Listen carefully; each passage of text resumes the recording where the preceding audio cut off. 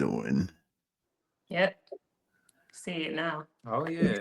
And I see the clock, and we are live recording on Kemetic Yoga Skills Network. Yes. And so my name is Yirser Rahotep. I am here with my two guests, Mr. and Mrs. Ellis. Is Peace. that right? Yes. I'm just joking. So we have Sister Ceremony, who is a artist, a singer, a practitioner, and teacher of meditation, and her wonderful husband, Brother Loa, styling and profiling. And so I'm gonna let you all just describe who you are, because you can do it better than I can. Okay. All right. I'm a medicine woman, holistic practitioner, musician. I use the medicine of music, Kemetic yoga, and mindfulness to share my gifts with the community. Also, use the medicine of holistic medicines, plant medicines, and whatever medicine that I need to embody to share that with the community. Yes. My name is Loa. I'm a CBT therapist, cognitive and behavioral therapist. I specialize in ecotherapy. So I like to take people out of nature and integrate with the wisdom of nature. Yeah, yeah. So I Appreciate it. I see your videos and stuff and your images on Instagram where you're taking people out and out into nature, to the caves and cliffs and mountains and hiking Oh yeah. trails and stuff like that. So um and so what's been good is that this past I guess that was fall, winter, we all traveled to Kemet together. Yes. We did a fantastic trip, and at least it was for me because I had a really great time just hanging out with you all. Just the fun of being with people who are really great people. So first of all, since, Likewise. since we did go to Kemet together, what was your impression of the trip? We take this trip to Kemet every year. We actually go twice a year. We go once in August and we go once in November. And usually when we leave Kemet, we go to Ghana right afterwards. So we go to Kemet and we leave for Kemet this year on August 3rd, and we finish on August 14th, I think, and then we go to Ghana. And then in November, we repeat the same thing. I forget the exact dates, but it's like the end of November till the beginning of December, and then the beginning of December until mid or late, December for Ghana. Mhm. So, how did you like Kemet? You went there for the first time, right? I loved Kemet. It was something that I wasn't expecting. I knew it was going to change my life. I knew it was going to elevate me, but I had no idea it was going to elevate my whole entire life holistically. I had no idea how I was going to become activated by my feet just stepping onto the land and stepping into the temples and stepping into the pyramids and just embodying the energy of my ancestors on a whole nother level. It was just something that I couldn't even ex- expect. And then it was just like I just felt so activated that I felt my body, but I felt like more of a spiritual, energetic, etheric connection. And I felt my body as well experiencing, a physical connection as well. But I felt so light. I felt when I came back that I was like, how am I going to reintegrate with this life? Because it just felt like a whole nother planet. It felt like somewhere I've never been before, but it felt familiar as well. And so for me, it was just such an activating experience that I was like, I have to keep coming here every year. I have to keep coming here. I could live here, but I know that I need to come back to the United States so I can bring more people. So for me, it was just a life expanding, activating experience. Now, I need to say this about Sister Ceremony. She is an empath, I think. And I'm saying that not because she told me this, but because I can just see the way that she interacts with the environment and with surroundings, with people. When we went, she first started to study Kemetic. She's a certified Kemetic yoga instructor. She got her certification in Jamaica. That's where I first met her, when she came there for her certification. And I could tell she was very sensitive, very in tune, and very affected by the environment and by the people and stuff like that.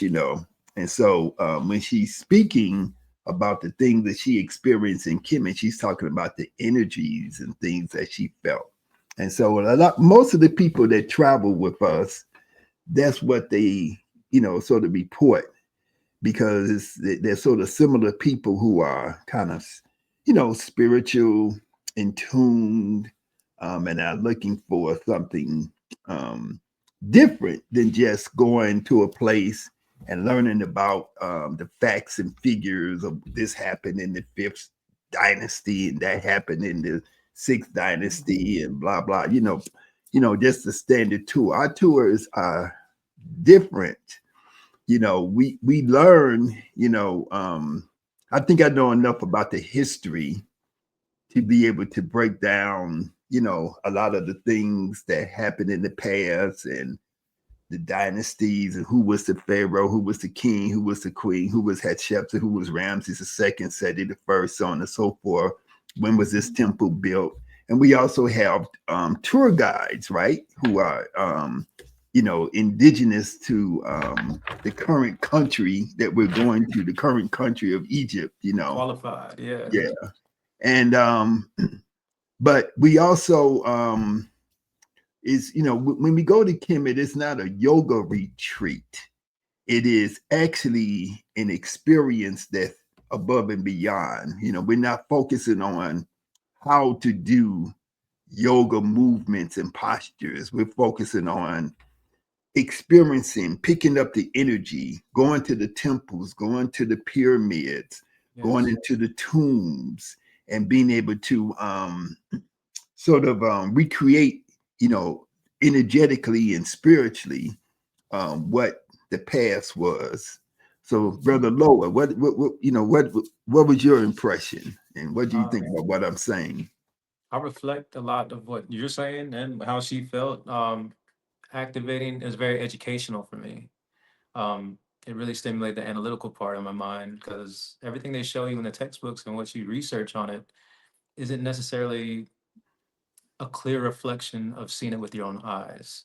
So to be there in person and feel that energy, like you said, it's an experience I'll never forget. Yes. So,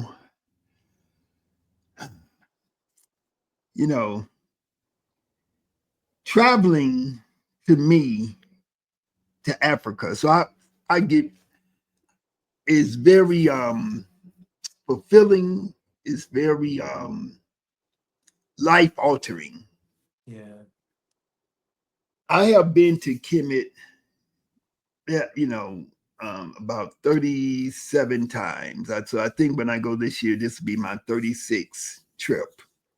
And I've been to Africa overall about 60 times, right? And so I think it's important that we as people of African descent, and I know sometimes people say, I'm not of African descent, I'm indigenous, and so on and so forth. But, in the beginning, everybody, no matter where they wound up at in the world, are of African descent, because this is where we kind of know that the first and original human being emerges from. And so being able to travel, being able to go to different places and to see and feel them yourself with your own hands and with your own feet, and to smell the air and experience the water and feel the sun coming down on you in these different places is very important in terms of shaping your consciousness and giving you a you know, an impression of what really is important. Mhm. Okay, so I just want to say that and say that you know, for me, it's had a very profound effect to be able to make these journeys and to do them so many times. So what we call African-centered tours, we take people on these journeys and we do them from an African perspective. And so you may say, well, what is an African perspective?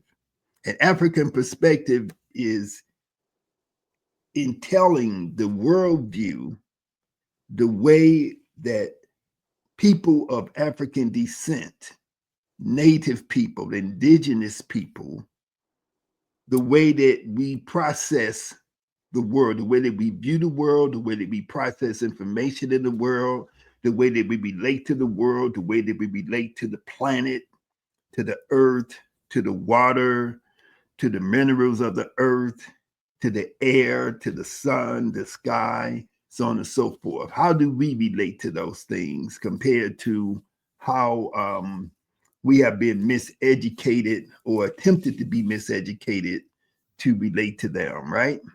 Right. And so this worldview that we operate from is really designed, just like our yoga, to reconstruct the consciousness of people, right? Mhm. So our goal is the reconstruction of our consciousness, because we know that there was an attempt and there is an ongoing effort to deconstruct our consciousness in order to control us, to deconstruct our original consciousness of who we are as human beings, as being the progenitors and the originators of all the things positive on this earth, Mm. being the first humans. That's important.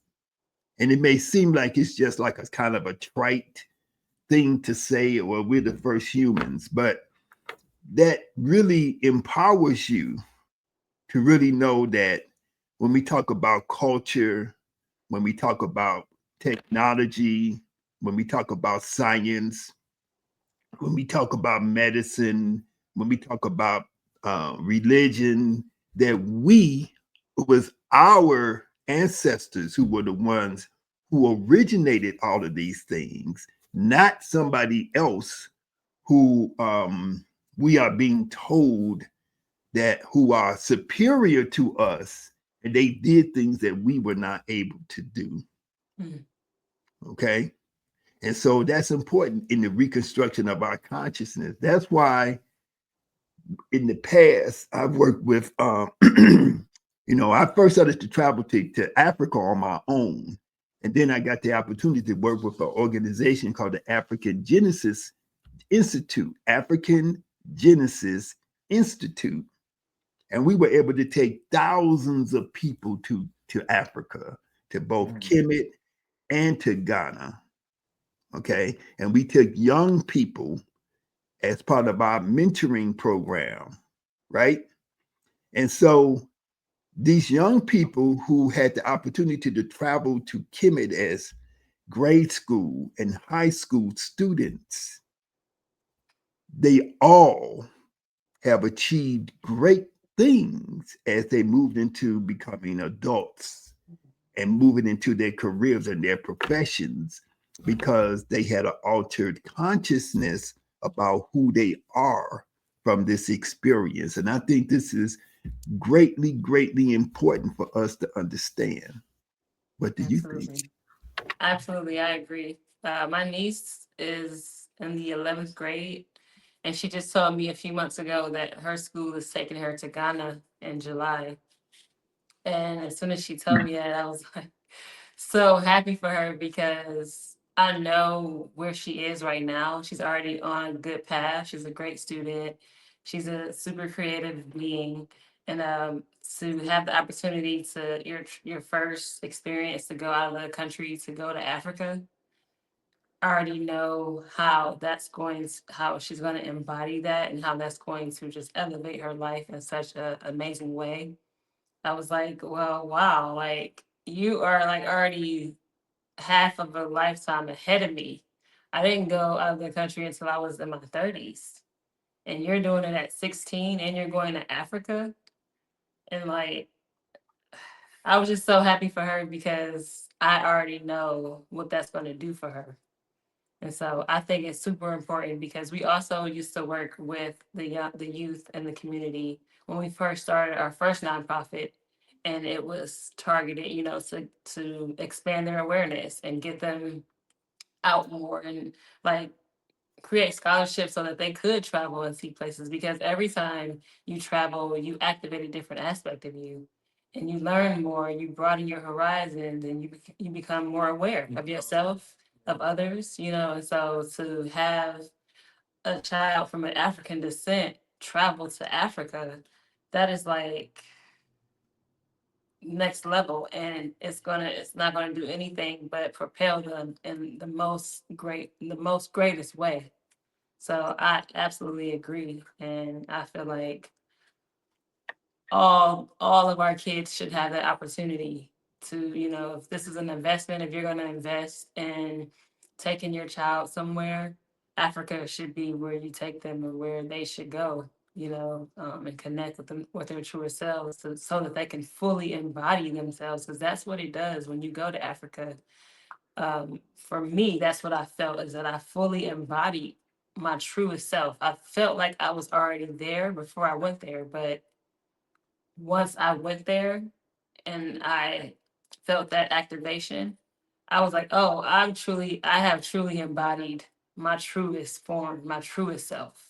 So I think that's necessary for every child of African descent and every adult as well. But if you can do it as a child, if you could take your child to that environment, you've already leveled up your child in a greatest way. Well, one of the things that happens on our tours is that people come as families and they bring their children. Um, yeah, you know, and we allow, you know, for children, babies, pregnant ladies, you know, we allow for everybody to come and take our tours, you know, and everybody can benefit. So we've had you know, all the way from grandmother to mother to child and grandchildren coming, you know, on our tours with us, you know. And one thing about the tours that we do is that they're very safe.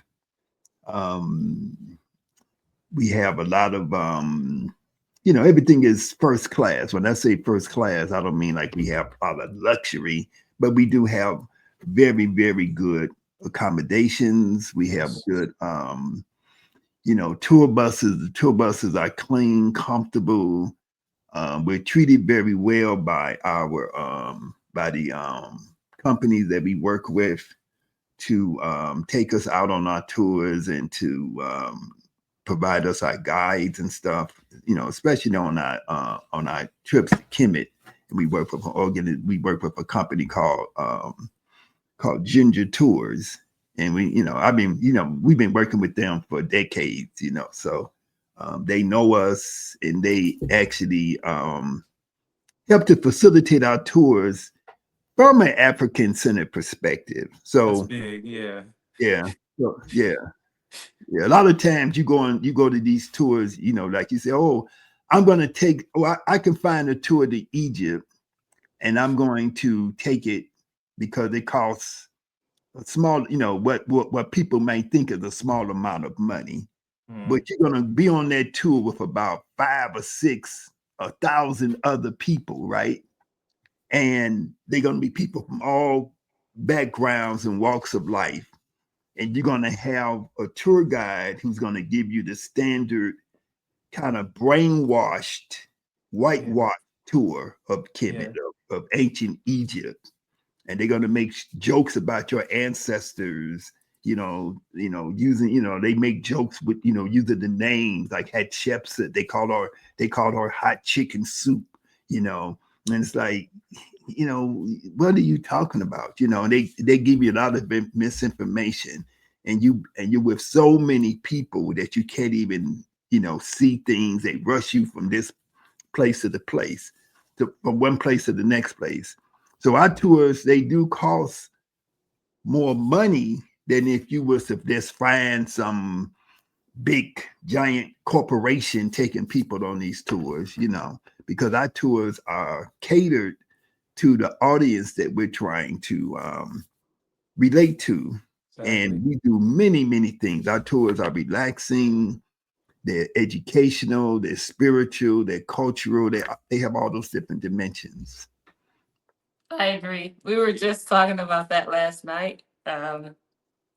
Just talking about like the investment. Like, you may look at the price and think that that's a lot of money, but that's because you don't know what you're going to get yet until you actually go. And then you're like, oh, this was well worth what I paid and more. Like, it's no price. There's really not a price that you can put on what you're going to experience, an investment, what you're going to get back from that investment. Because we have seen a lot of people that are traveling to Egypt, and they are, they're advertising $1,200, $1,500 to go, $2,500. And I'm like, how?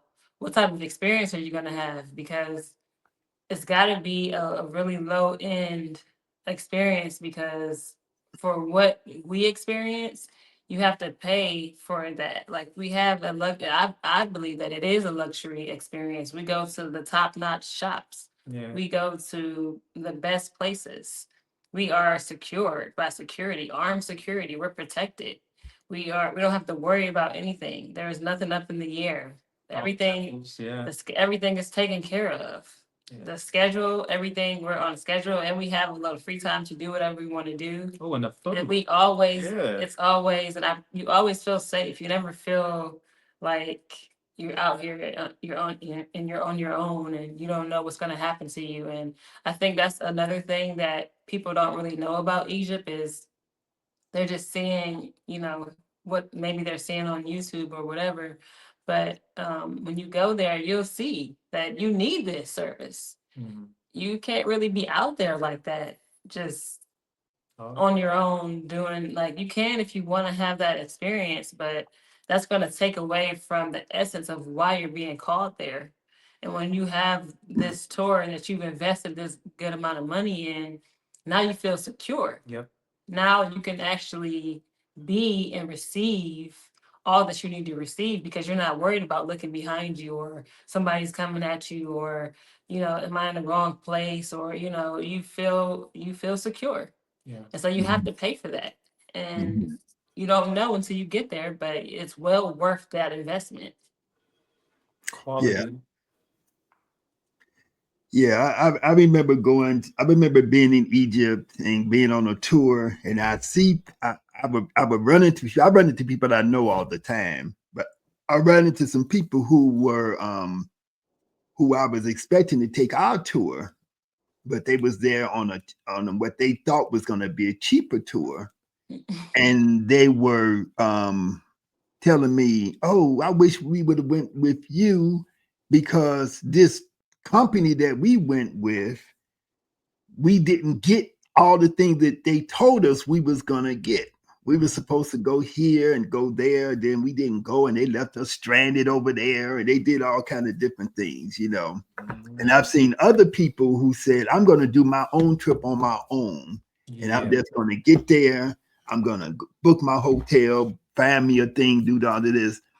By the time dude got finished doing all those things on his own, number one, it was very stressful, because he didn't know what he was going to do from day to day. He had to find him a place to stay here and there, and he wound up spending way more money trying to do it like what you would call a la carte, than if he would have just had us do it, and then just be with the group and be taken care of. You get concierge service From the time you step off the plane to the time you step back Right. on the plane, right? We got Right. somebody with us. We got somebody taking care of us. Yep. Everything is being set. All your tickets, your entrance fees, everything is taken care of Yeah. in the Yeah. money that you give us. We take a flight. We get to Cairo. We fly from New York to Cairo. When we get to Cairo, our tour starts. And so, we go see the pyramids, we go to see different temples, we go to the museum. When we finish with our section of the tour in Cairo, after a couple of 2 or 3 days, we take another flight from Cairo to the central part of Kemet, which is called Luxor. And we get Yes. there, we visit different things that we need to visit there. And then after a few days, we get onto a tour, we get onto a boat. They take Yeah. us down southward on the Nile River. And so we're living on this huge boat that is it's not the same as like an ocean liner, but it's got rooms, it's got plate, what you call it, not cafeteria, but dinner, The mess hall. not the mess hall. But it's got dining rooms, right? Dining room. Yeah. So we got nice dining rooms, and we got a sun deck, and we can sit on the deck and we do yoga. And this boat is traveling down the Nile River going south. And periodically we stop at a temple. So we're on this boat for like 4 days, right? We get all our meals on there. Most of us are like vegetarian, but they got all kind of food there.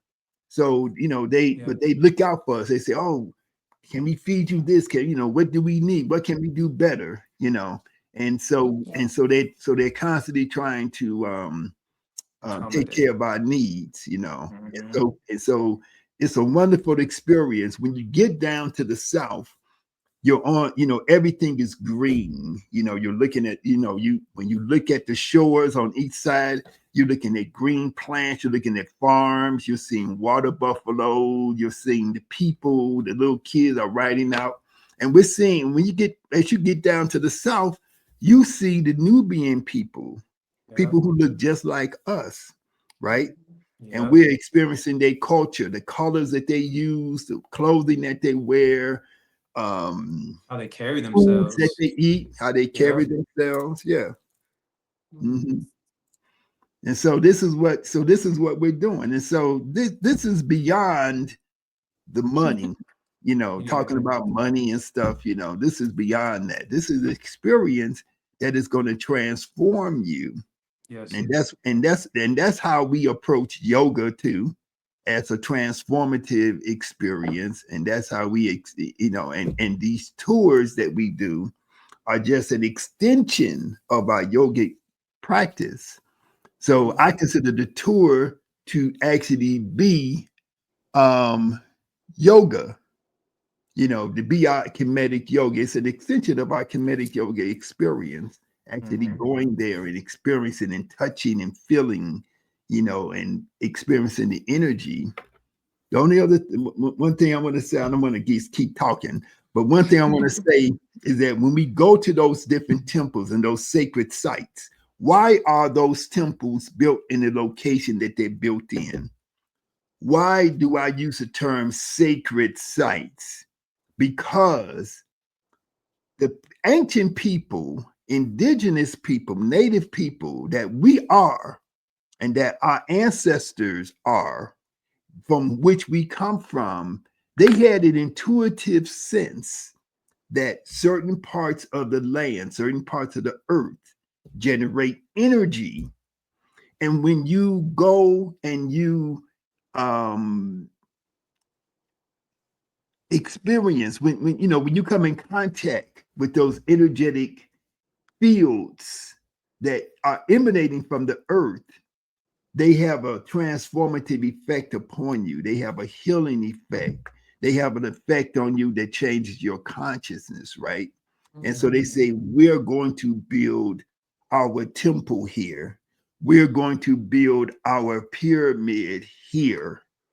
and we're going to enter into these spaces, and we're going to do our yoga. We're going to do our meditation. We're going to do our prayer, because we know that whatever meditation, whatever yoga, whatever prayer that we do at this location, it's going to be enhanced, and it's going to amplify our ability to connect with the divine forces, to connect with the ancestors, to connect with the forces of nature, and to help us to accomplish everything that we're trying to accomplish, right? And Yes. so, and so this is what, this is why it's important that we today find a way to travel and to go to these places so we can actually see and feel them, and to do it from an African centered Yeah. perspective.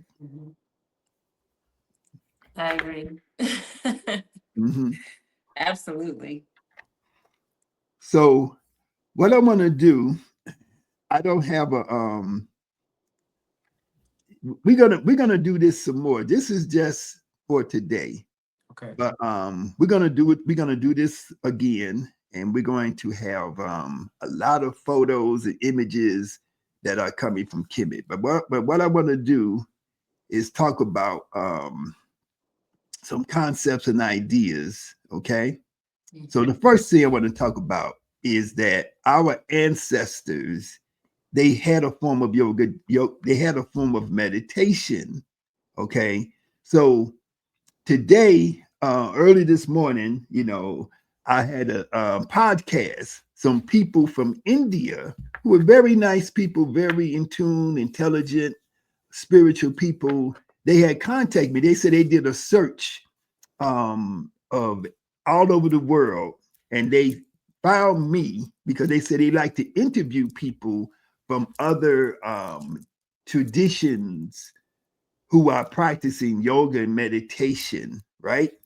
Yeah. And so I was like, okay, well, thank you. I was really I was really humbled that they decided that they wanted to interview me for their podcast. And so I think, eventually I'll be able to get that and publish that here someplace. But this is the meditation. And ancient Kemet, one of the things that we learn on our tour is that we try to investigate the yoga, the meditation, the spiritual practices that our ancestors did in ancient Kemet. So one of the terms that our ancestors used for what we call meditation is resut qued, which means to be awake while you are asleep. And so as you can see here on the illustration, you see an open eye on top of a bed. Okay. So that's giving you the idea of being asleep, awake while asleep, right? Another thing, we go to certain places and we're going to see the science.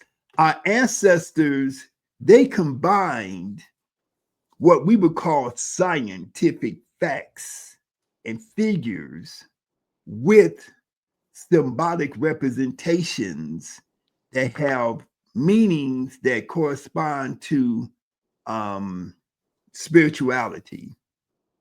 So you may look at a symbol and you may say, well, that's just a symbol. But it's actually, as you will see here with the eye, the all-seeing eye, or the eye of Heru, or the eye of Ra, you see that this is a mathematical formula, right? And so so when we travel to Kemet, we start to break down these things. We start to interpret these things, and we start to see, oh, it was much, much more to this than simply making a symbol, the symbol of an eye that represents the third eye and all that, very trite type of thing. But let's get into the details of the mathematical formula that this symbol represents, right? And so one of the things that we find is that, when we travel to Kemet, like I was saying, we we go on a 4-day cruise down the Nile River. And as we go down the Nile, when I say down the Nile, I really mean up the Nile, because in ancient times, to go down the Nile was to go towards the north, which is the Nile River is over 7,000 miles long, and it moves from southern Africa northward and empties into the Mediterranean Sea. So I know, so we have to be able to visualize. We need to look at maps and study maps so we can visualize this north to south movement of the river. But what we know is that within the Nile Valley and even into the western area beyond the Nile Valley, that this area of Africa that looks like desert now used to be lush vegetation. And the image that you're seeing here is a drawing of people doing poses, doing postures, that are really similar to what we would do in yoga, right? And these images that you're seeing here are 10 to 20,000 years old, okay? And this image was actually presented to a friend of mine by an Indian yogi who was making a statement that Africans was doing yoga before the people of India even existed, okay? And so here we see Sister Ana So from Brazil.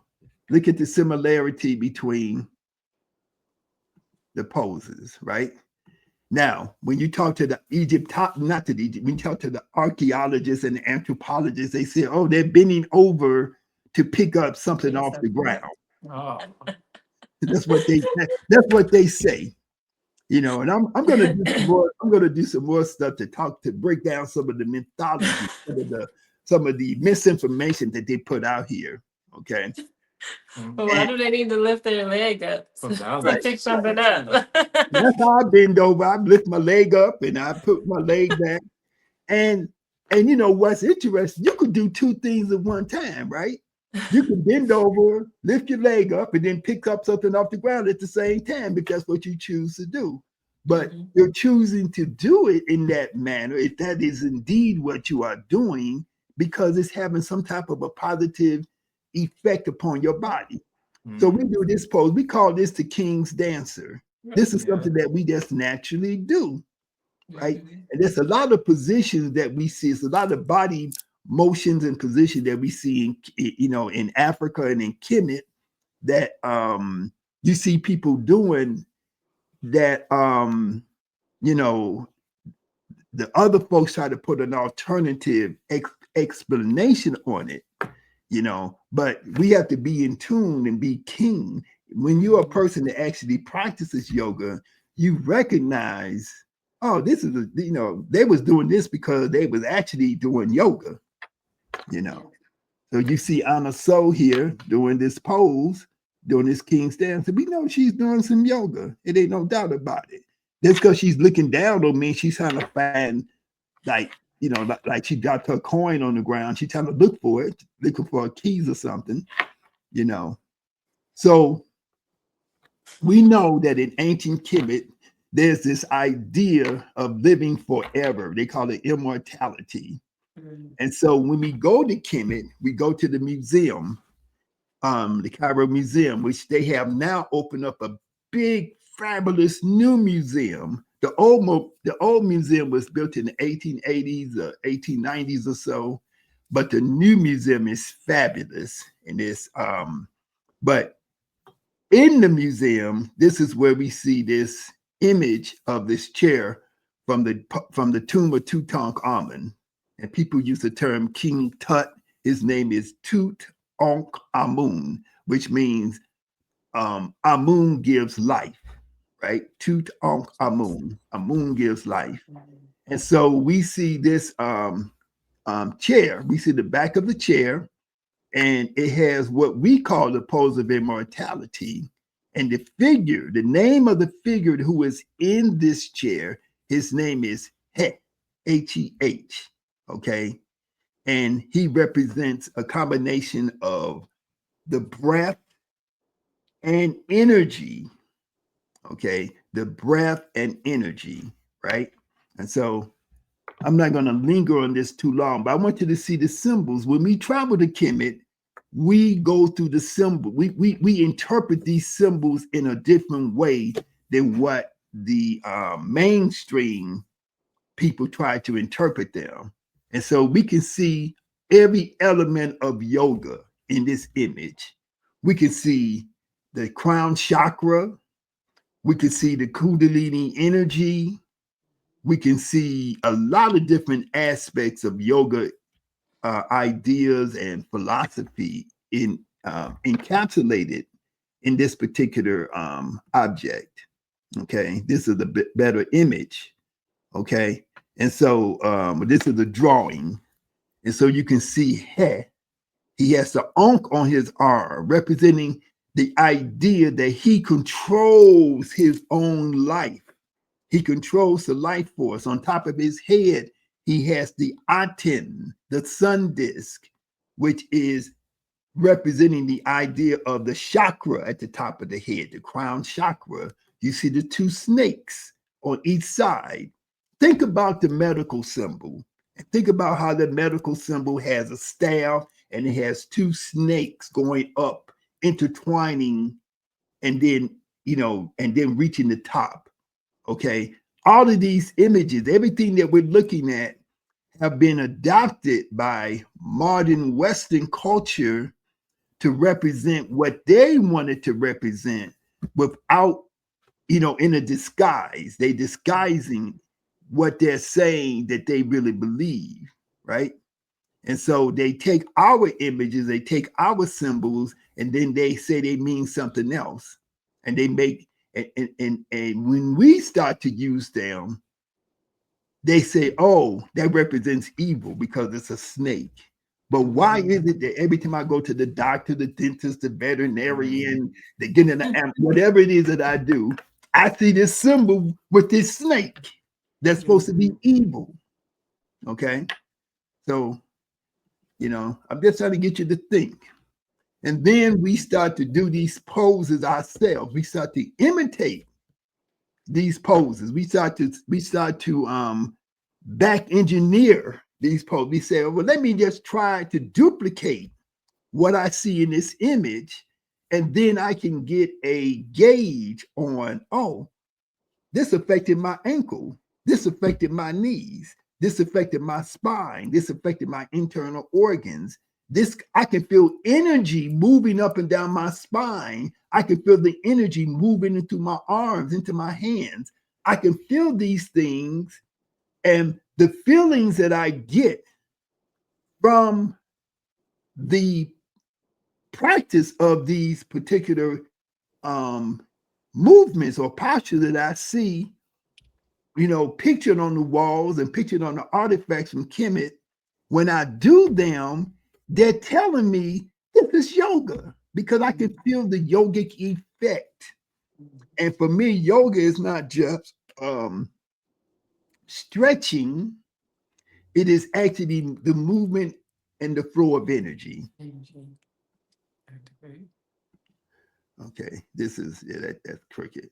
And so we see many images, we see many symbols, and we duplicate them, we do them, and we learn from them. Now, this is a piece, when I first saw this image here, was in a book about the history of dance in the world. So it wasn't in a yoga book.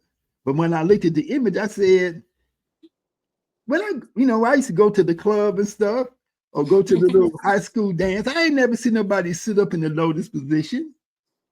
I didn't see nobody doing back bends and going back and touch the floor. I didn't see nobody doing the cobra position like you see all the way to the right, get on the floor. How is this dance? And I didn't see nobody taking their hands like this and sending energy out to heal somebody. You know, they call that Reiki or they call that pranic healing, right? So I'm seeing all of this here. Now, this is, I saw this in a book originally, and then I just happened to be at the Luxor Museum, and I looked down in the case and I saw a stone from which these images are taken. Okay. Now, so remember on our trip, right, which is just in November, remember we was at the temple of Luxor. Yeah. And remember we found the place on the wall where the back bends were being done. Remember that? And I think Sister Tamara, I think Tamara was the one, because it's always somebody who can do that, who can stand up and go all the way back. Yeah. So I think Tamara demonstrated how you would do this particular posture. It's coming from a standing position, bending back, and then putting your arms all the way, your hands all the way down to the ground. Right? Yeah. Okay. And here we see, this is the image that was sent to me by my good friend who passed away, Dr. Runoko Rashidi. And he said, Yirser, look what I found in this museum in Italy. Is this yoga? I said, yes, sir, that is yoga. You know, and so this is the image, which is a famous image of a Black woman. You can look at her hair, you can look at her skin tone and say, you can obviously she's Black, you know, and she's doing this back bend. And so we know that they did yoga back in ancient times, you know, and this image is in a museum in Italy because the artifact that is painted on was stolen or removed or whatever, by whatever process from Egypt and taken to Italy and put it to the museum. Okay. This is a guy, this is an image of a person doing a spinal twist position. This is from the British Museum. This is a person sitting in meditation. This is from the British Museum, but you can find these images in the Cairo Museum and in museums all over the world where these type of statues have been taken, you know, and you can see the person is sitting, meditation. This is from the ceiling of the temple of Dendera, and you see the image of the ancient Kemetic Neteru, who people call Geb. His name Geb represents earth, and he's actually doing a plow position. This is an exact excuse me, yoga position. And I used to go to this temple all the time when I first started traveling to Kemet. And I would never see, I would always wonder where did this image of this person doing this plow position come from? Yeah. Can you describe what you know, how this is yoga pose? And I think people look at this, they don't even know what they're looking at because it's hard to see. So he's on his back and he has his legs coming up over his body. And his toes are like touching the top of his head. It looks like the arms are flat back to balance support. His spine is lifted up and he's bringing his feet are like right at the back of his head, actually. And you can see his beard, his staff there. I mean, his beard and his nose, his head. You really have to like look at it to see it. You can see the details just the more you look at it. That's amazing. That's there. Yeah, and you see his arms right there. Straight down. Yes, I don't know if y'all can see the movement of my cursor because I'm trying to trace it, but you can see his arm. His arms, one arm is going backward, one arm is going the opposite direction, you know. And you can see his head here in the center, like you're saying, the beard. You can see the back coming all the way over, stretching the legs going across, the feet going down, so on and so forth. But we see this, you know, we see these things. I'm using this as illustration of when people take this trip with us, you are able to get your certification in Kemetic yoga, but we are not sitting around doing yoga all day. We are going to different temples. We are looking at the artifacts. we're going to the tombs, we're examining, and we are getting information about what we are looking at and getting an interpretation about what we are seeing. You know, look at this image here. Now, I do Tai Chi, I do Qigong, and I discovered, you know, I ain't gonna say I discovered because the temple been sitting there, but when I say I discovered this, I don't know anybody else has ever talked about this image. And this is in one room at the temple of Ed Fu. The temple of Ed Fu is a temple that was dedicated to Heru. Heru is the falcon-headed, you know, just put it in real simple terms, the falcon-headed deity that that people call Horus, who was the son of Asar and Aset. But at that temple, we see this. Now, what I'm seeing is a person with their hands in what you would call a Tai Chi or Qigong position, representing yin and yang, right? That's the way the Chinese would interpret it, yin and yang, right? And so when we practice Tai Chi, we do exercises where we hold one hand over the other and we're moving energy and life force. So we know that our ancestors were into energy practices and were into energy healing. Okay. Did I show y'all this when we was there? Did I? Because sometimes people would I'd be finding, I said, oh, where everybody at? You know. So I don't know. I don't know if y'all had a chance to see it, but this is at the We didn't temple. see that I one. don't remember that. Ed Fu was a beautiful temple. I don't remember this one. Yeah. But this, you know, Ed Fu is the one where we were on the boat, and then we got to Ed Fu in the morning, and we got off and we rode on the horse. We rode on the horse-drawn carriage. Yeah. Get to Ed That was Fu. fun. Yeah. Yeah. Yeah, because they had the big Haru statues in the front Yeah. at the gate. Right. Huge. Now check this out. Now, a lot of times people don't see, they don't know what they're really seeing, or they can't see what they're looking at. But you're seeing an image. Now, this is not Kemet. This is in West Africa, current day West Africa. But you're seeing people doing positions that we call yoga, upside down in a sort of a type of a headstand or inverted position with the legs in a lotus position. Y'all see that? Mm-hmm. You know, and then they're wearing certain colors. They got their face painted, and they're wearing cowrie shell head pieces, you know, and they're doing this yoga practice. They don't use the word yoga, but you know, I'm just using the word yoga. But they're doing this practice within the context of a ritual or a ceremony that is related to their own particular culture. Okay. And here we see another person doing a extreme back bend, which is going to stimulate the movement and the flow of this internal energy in the body that is going to have a effect upon the person's consciousness. This is a picture I took when I was in Ethiopia.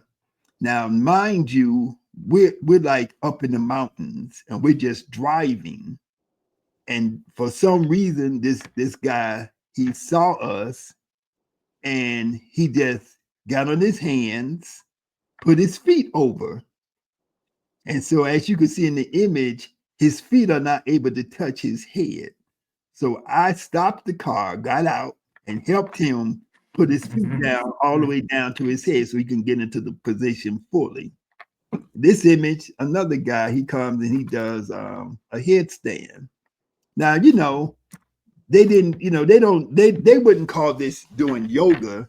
But what I'm trying to say is that yoga is something it's just a natural thing that you do, you know, and people all over Africa, where you talk about the Maasai, people standing on one leg doing what we would call a tree pose, but they're doing it within the context of tending to their cattle. And this person, you know, they just do yoga. It's a natural thing to do yoga because if you stand on your head, you do a headstand, you do an inverted position, it makes you feel a certain way. And so the way that makes you feel is positive, and that's yoga. Yoga is very simple. This is an image from the Olmec people of Mexico. This is the yoga pose, right? But it's a yoga pose that I think a human being would have a very, very hard time doing. Okay, so the way that I interpret this is that this is a person. This is either a image of a deity, or it's an image of a person who has taken the ayahuasca or some type of psychedelic inducing plant medicine, and is in this look at the person's face. They in a deep trance, right?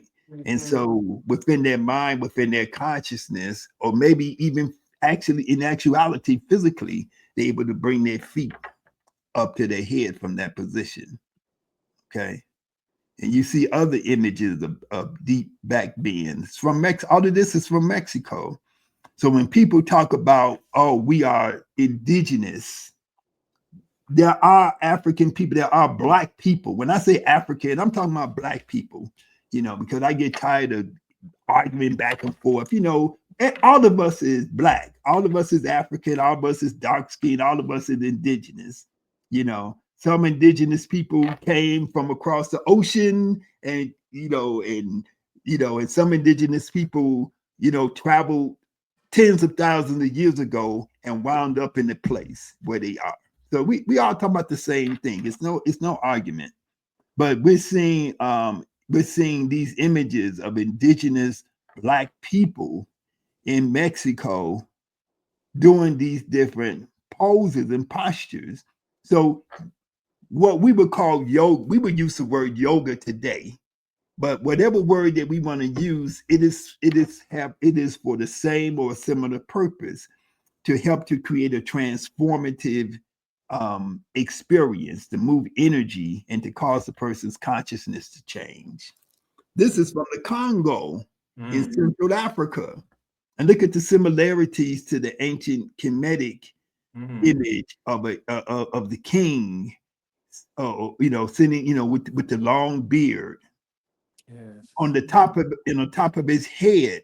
To me, this is reminiscent of Buddha. When you see Buddha, he has these little balls on his head. Yeah. These little, some people call them Afronauts. Yeah. And he has his hair like little curls on his head. And the anthropologists, they try to, or whoever the scholars are, they try to say, oh, he was sitting under the banyan tree and some snails fell down and hit him in the head and got stuck on his head. And that's why he looked like he got. That explains it. Yeah, that's why he got Black people hair with gnats and it's really snails that fell down out the banyan tree, And so we have the pose of men, Amun men. We see this image of Amun very prominently exhibited in all of the artifacts of Kemet.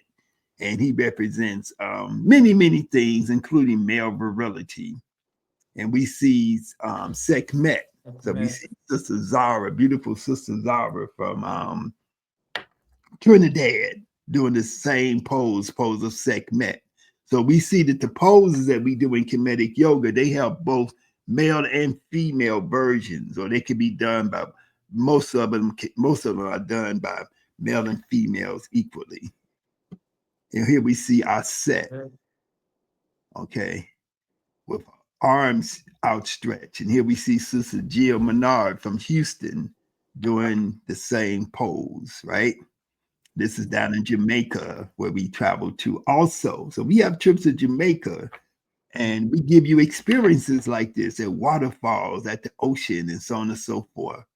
Yeah, here we see Brother Chadwick Boseman, the Black Panther, doing the pose of Asar, the pose of immortality. Okay. And then eventually he became the Black Panther and he's doing the pose of our he's doing the pose of our Sar here, right? And this is our Sar. You know, this is from the tomb of Tutankhamun. This is Selket rather. This person's name, his actual name is Heru Im Akhet, which is the same name that we give to the so-called Sphinx. But this is the Nubian prince in the museum, in the Aswan Museum, the Nubian Museum in Aswan. And so this is the beginning of where we get our sequence that we call Ma'at Ka, with the left foot striding forward. So this is the first step in the Ma'at Ka. So the things that we're doing in Kemetic yoga, we're taking this, we're drawing from what we can actually see, you know, left in the artifacts that our ancestors gave us, you know. And so we talk about bringing balance between the two aspects of the brain. This is important part of us rebuilding ourselves, reestablishing our consciousness, bringing balance and harmony back to who we are and our perceptions of the world and how we interact with the world. Now we see this image of the brain. We see there's two hemispheres of the brain, and this is the top of the head of Tutankhamun. Tutankhamun, his body was what we call sahufied. So they use the term mummy, but the proper name is sahu. And the people that found his body, that went into his tomb and desecrated it and found his body, they unwrapped the wrappings around his head. And this is what they found. So think about if you was looking down on the top of somebody's head, and this is what they saw after they unwrapped, but they took the wrappings off. And so what you can see the two snakes. This you can clearly see the basic symbol that they use for medicine. You see how the two snakes touch each other they're interlooping like that, right? So why does he have this on his head? Why was this used to as a headpiece underneath his wrappings of his head? All of these things are symbolic, you know, of the two hemispheres of the brain. They had a deep understanding about things that we are just beginning to learn about today. And this is your medical symbol. This is from the book called Opening to Spirit by our sister Shola Riwa, you know. And so we see the sun, this is from the temple of Abu Simbel, or actually properly called Rameses Meriamun. And this is representative of the crown chakra. And here we see the same energy. We see the snake. We see that snake in the forehead of the king. We see the interaction between the divine source, okay, and the human being. So we see in this image the divinity on the left side, moving energy from the hand into the nostrils of the person who's actually being initiated. You see, he doesn't even have his beard yet. If he had a straight beard, it would mean that I am the living king. If he had a curved beard, it would be saying I am a deity, I am a Neteru. But this person doesn't even have a beard yet.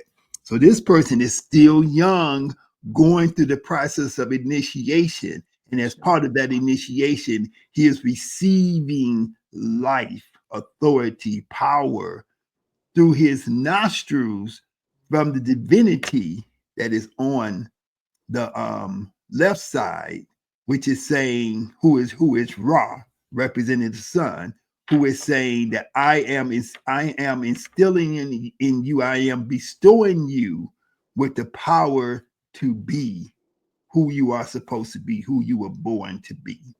And your power, your authority comes from a divine source. So this is what all of this is representing. Here we seeing somebody sitting with on the toes with the toes bent, you know. And so we call this perpetual meditation. Okay. So I just wanted to go through that quickly and just explain, some of the things that that we see when we go to Kemet, and some of the things that we have the opportunity to decipher and to understand and bring us to a greater level. Not just because we practice yoga or Kemetic yoga, but just to be a conscious human being living on the planet Earth. And you could be of any so-called race. Race is artificial. Every human being needs to understand this information in order to become who they are really supposed to be. Okay, and to reach their highest potential. We need to recognize, that I would say people who are of the so-called white persuasion, they need to recognize who they are. They need to recognize truth. They need to recognize facts. They need to recognize reality, and stop talking all this, even if they don't view themselves as white supremacists, they are behaving, thinking, and operating as white supremacists because it is the nature of the culture that we live in. That's why we live in a country today called the United States, which is in chaos and turmoil because the most ignorant of the ignorant have gained positions of the highest levels of power and authority in this society. And so their effect, whether they're trying to or not, is chaos and destruction. And so in ancient Kemet, we call that Isfit. And that is the opposite than Ma'at. So we're missing Ma'at. Ma'at is, and it was always those who were in responsibility, those who were in positions of responsibility, those who lived in ancient Kemet, they had an obligation, a sacred obligation to fight to reestablish Ma'at when Ma'at was missing, or when a state of Ma'at went away, to restore that state of Ma'at. So when we study our history, we look at Amenemhet III, Amenemhet III, when we look at Mentu Hotep, and we look at that whole 11th, 12th dynasty period where ancient Kemet had been invaded and had been their civilization had been disrupted, and this group of kings, this dynasty of kings rose up to dispel the enemy of Kemet, and they took the vows that we are going to restore Ma'at. So every person who became a king, every person who came into a position of authority, they had to be sworn in. Just like you see people getting sworn in now. And in their swearing in, they said, I will do everything to maintain Ma'at. And if Ma'at is threatened from an outside force or even an internal force, I will strive to restore it. Okay. And so that is what we are. So that's our task. Whatever means that we choose to do that, taking a tour, doing the work that we're doing, teaching yoga, teaching the meditation, doing the work that you all are doing, all of those things are part of our mission, the fulfillment of our mission to maintain and to restore Ma'at. Okay. Absolutely. Okay. So you got anything to add for the wrap up?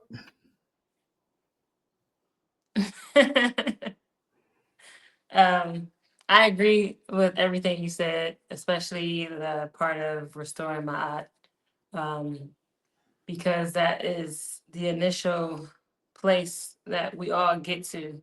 So when we go on these tours to Kemet and we learn all these things, what it does is it brings us back into a harmonious way of being. It restores the ma'at within us because our minds open up and we stop thinking that we know what something is, and we open up our minds to receive instead of saying that this is this, instead of saying what something is, because this is what's coming up, and allowing our physical aspect to take the forefront.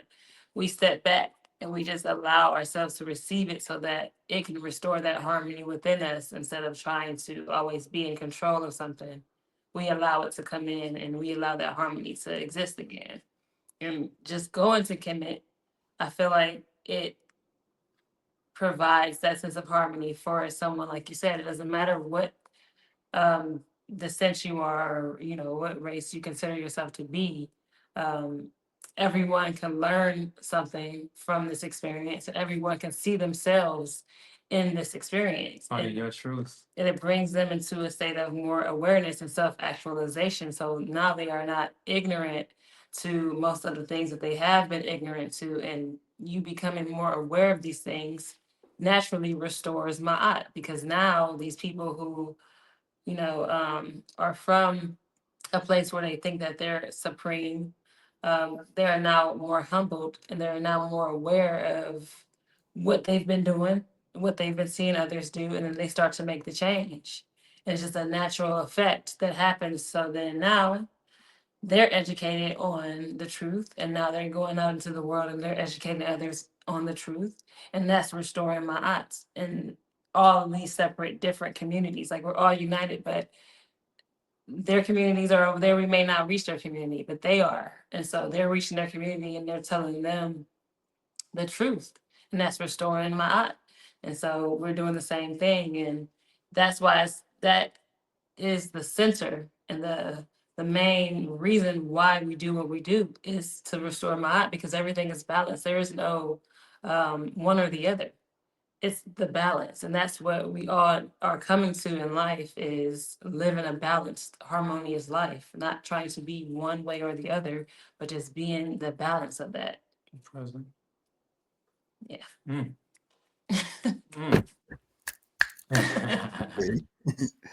Okay, well, thank you. So we got about we've gone over an hour, so we're going to come back in the near future, and we're going to go into more details, and we're going to talk about other trips and tours that we take. But I appreciate you, and just for everybody to know that you, Ceremony and Loa, you are two of our ambassadors and partners in this quest to take people on African centered tours. And so you will be traveling with us so people will be able to, actually experience some of the things that you do, like your meditation and your mastery of the voice and creating the vibration of energy and changing consciousness. Singing is something, singing and using the voice is something that our ancestors perfected. And so we know that music changes a person's consciousness. Yes. For me personally, I wouldn't even be alive if it wasn't for listening to people like Stevie Wonder and Gil Scott Heron and John Coltrane and so on and so forth, because those during hard times of my life, they kept me going, right? Yeah. And so music is very powerful. So we'll talk more about that. So Music at is any rate, powerful. how can people get in touch with you? So you can find us at richwellnesscollective.com, or you can find us on Instagram at Rich Wellness Collective. Personal contacts at Ceremony Music. And You'll be able to find us on that Kemet trip coming up in August. yeah. And we look forward to collaborating and being brand ambassadors for Kemetic YogaSkills, and just, bringing everybody on board and sharing that amazing,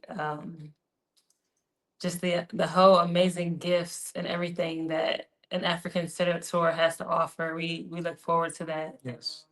We're so honored for you, Yirser, and your journey and everything that you have done, everything that you're doing. Building the foundation. Thank you. Yes, thank you for doing all the hard work. Ooh. Thank you for setting the foundation for us to continue on. And yeah, we're just so grateful.